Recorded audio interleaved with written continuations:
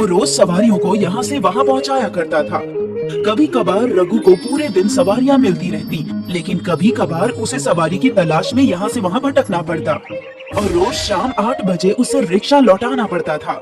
उसका रिक्शा किराए पर था। लाओ रघु, आज के 400 रुपये। आज बमुश्किल 400 रुपये की आमदनी हुई है सेठ जी। वो सब मैं नहीं जानता। मेरे ऑटो की एक रोज का किराया है 400 रुपये। तुम्हें फायदा नहीं होता तो मत लो।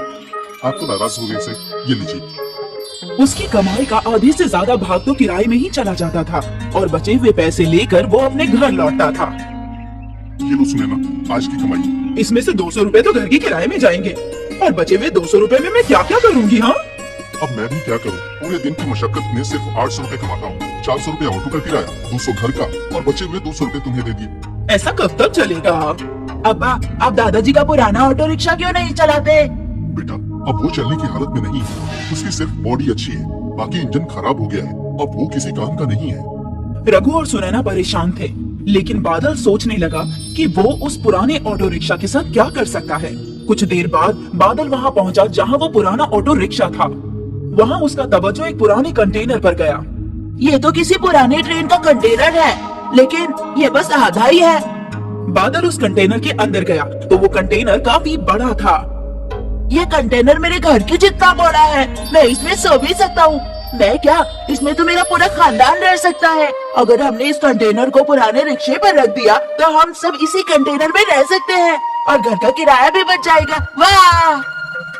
रघु दौड़ता हुआ घर आया और उसने अपने वालिद को अपनी ये तरकीब बताई।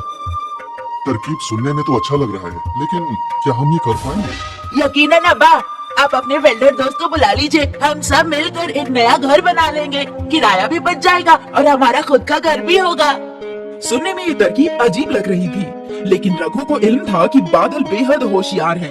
उसने सोचा कि एक मर्तबा कोशिश करने में हर्जी क्या है। रघु अपने वेल्डर दोस्त को ऑटो रिक्शा के पास ले आया और उसे बादल की तरकीब बताई।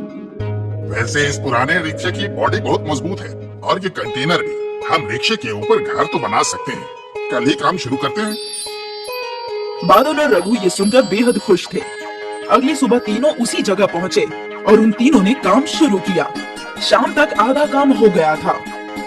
कल दरवाजे और खिड़कियां लगाकर पेंट कर देंगे। ठीक है भाई। अगली सुबह फिर काम शुरू हुआ। दरवाजे और खिड़कियां लग गई। शाम तक उनका ऑटो रिक्शा घर तैयार हो गया।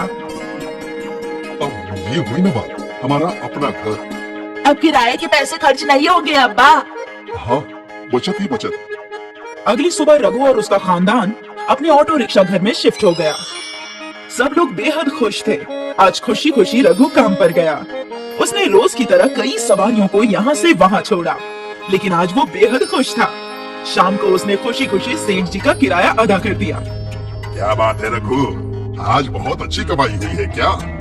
कमाई तो उतनी ही हुई है सेठ जी, लेकिन आज से बचत ज्यादा होगी। वो कैसे? मैंने अपना घर जो बना लिया है, ऑटो रिक्शा घर। क्या? रघु खुशी खुशी अपने घर की जानिब चल पड़ा। जब वो अपने घर पहुंचा तो वहाँ कुछ सहाफी थे। ये सब मेरे अब्बा ने किया, वो आ गए। सहाफी रघु की जानिब दौड़ पड़े और उनसे ढेर सारे सवालात करने लगे।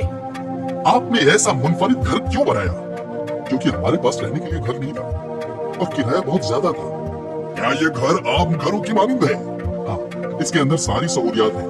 हम तीनों आराम से सो सकते हैं। अंदर बावर्ची खाना भी है। सहाफी बहुत सारी सवालात कर रहे थे और रघु उन सब को जवाब दे रहा था। अगली सुबह सारी न्यूज चैनल्स पर रघु और उसका ऑटो रिक्शा घर ही छाया हुआ था। वो रातों रात अमीर बन गया। रघु का ये वीडियो एक बड़ी कंपनी के सीईओ ने देख लिया। तरकीब कमाल की है। ये शख्स इनाम का हकदार है। इसने अपनी परेशानियों का हल अलग तलाशा है। मुझे इसकी मदद करनी ही चाहिए। उस सीईओ ने रघु के नाम 10 लाख का चेक लिख दिया। कंपनी का एक नुमाइंदा रघु को वो चेक सुपुर्द करने आया। हमारे सर ने आपकी तरकीब से खुश होकर आपके लिए ये चेक भेजा है। बराए मेहरबानी इसे ले लीजिए। Good luck. 10 लाख का चेक देखकर रघु का पूरा खानदान हक्का बक्का रह गया। उन्होंने वो चेक खुशी खुशी कबूल किया।